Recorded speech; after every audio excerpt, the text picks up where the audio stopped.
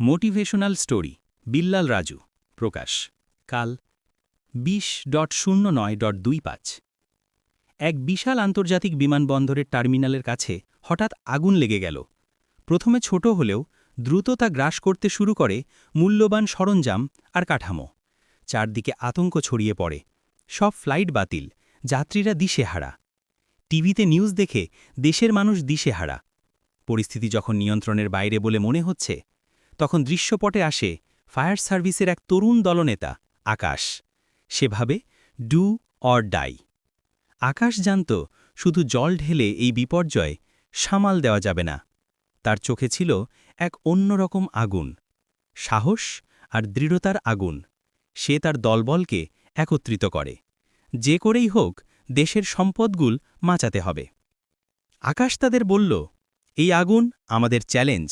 হয় আমরা ভয় পেয়ে পিছু হটব, আর না হয় এই গুরুত্বপূর্ণ মালামালকে পুড়ে যেতে দেখতে হবে অসহায়ের মতো করে।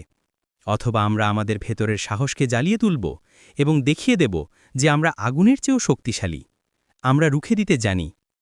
আকাশের কথায় এক মুহূর্তে দলটির মনোবল ফিরে আসে।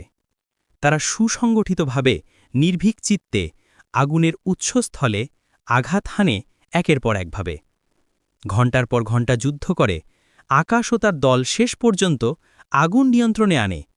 যদিও বেশ ক্ষয়ক্ষতি হয়েছিল, কিন্তু মূল টার্মিনাল আর জীবন রক্ষা পায় অগ্নিনির্বাপক দলনেতা আকাশ। এই সাহসিকতা আমাদের শেখালে জীবনের কঠিনতম পরিস্থিতিতেও সবচেয়ে বড় অস্ত্র হল আমাদের ভেতরের আগুন, আমাদের মনোবল, সাহস আর দৃঢ় সংকল্প। শেষ পর্যন্ত সারভাইভ করার অদম্য ইচ্ছাশক্তি। বাইরের আগুন ধ্বংস করতে পারে সাময়িকভাবে, কিন্তু ভেতরের আগুন সৃষ্টি করে নতুন পথ। যখন সব আশা ফুরিয়ে যায়, তখন নিজের ভেতরের সেই আগুনকে জ্বালিয়ে তোলো। দেখবে অসম্ভবও সম্ভব হয়ে উঠবে। এটি একটি মোটিভেশনাল স্টোরি ছিল বটে। সাম্প্রতিক সময়ে শাহজালাল আন্তর্জাতিক বন্দরের কার্গো ভিলেজে আগুন লাগায় সে সকল ব্যবসায়ীবৃন্দ আর্থিকভাবে ক্ষতিগ্রস্ত হয়েছেন। মহান আল্লাপাক সবাইকে আর্থিক ক্ষতি কাটিয়ে ওঠার তৌফিক দান করুন, আমিন।